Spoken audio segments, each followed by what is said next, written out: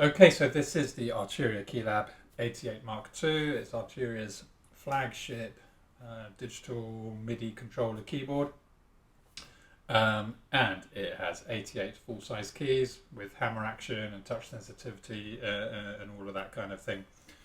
The keyboard comes with the Arturia Control Center software. So you get a licensed key to this with the piano, and that will allow you to download a whole load of instrument packs that come for free, and also the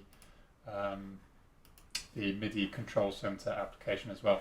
So I've got the Piano V2 library loaded into Logic right now, and you can hear that.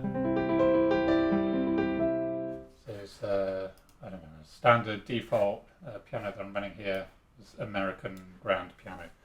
So what does it sound like? Let's just hear a few notes.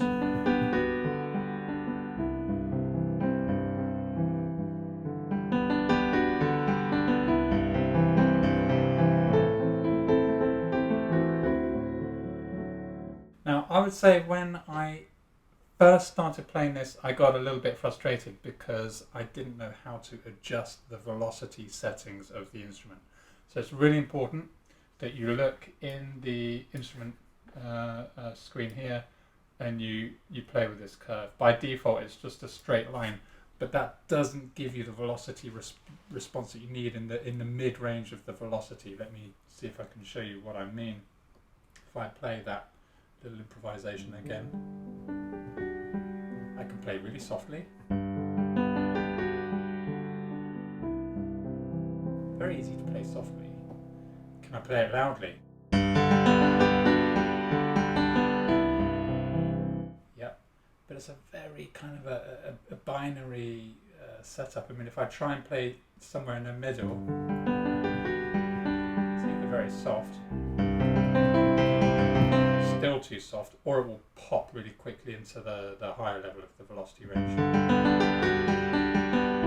It can be a little bit difficult to get it to behave, especially if you're used to playing an acoustic piano. Now, what I found was that playing around with this velocity curve will give you a bit more of a response in the middle range, in the middle of your touch range, which makes it a little bit more dynamic.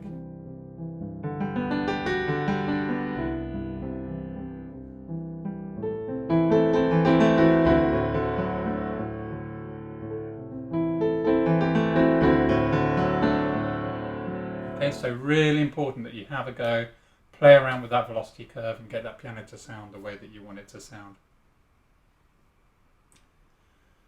The next thing that I look at when I'm playing a piano is just the physical response of the keys. So it's not just about the sensitivity from the velocity perspective within the instrument, but just the physical response of the key, and that is that when I strike a key, does it return back into its position fast enough for me to be able to strike that key again with the same force and have the same output if I'm playing really, really quickly.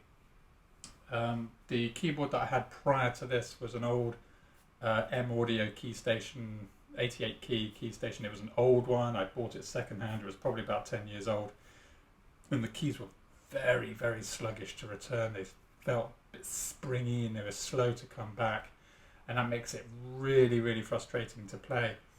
I also have a Clavinova high-end digital piano, which has got very lovely, responsive, light touch keys, which you can play super fast. So can I do that here on this instrument? Well, let's give it a try.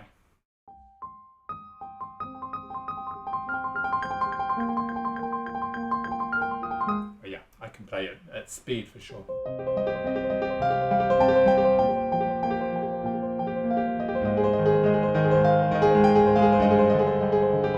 It's not perfect. If and also I'm cheating here, right? Because I'm just playing these inverted triads, so I'm not actually striking the same note very repetitively. So maybe that's a little bit of a cheat demo. It sounds good. I can play fast. I can feel it's kind of hard work, and when I do play this instrument, you know, my wrists actually start to ache quite quickly. Maybe more so than when I'm playing an acoustic piano or if I'm playing on the Clavinova. But look, this piano is easy to play.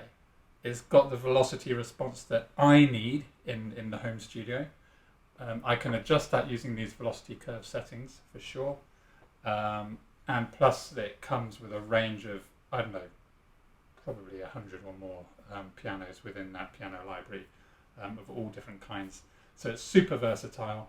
And that's before I mention any of the features that we've got up here. So you've got the analog lab integration, you've got your DAW integration, so it will integrate with all major DAWs. I have the Logic settings here, plus all of the options that you've got with the knobs and faders, particularly when you're using analog lab. You've got the chord bank over here. Now, this is a really, really super instrument, and I would encourage anyone to give it a go. I've been really happy with it. So I think I'll just have a little play now, and I'll see you in the next video.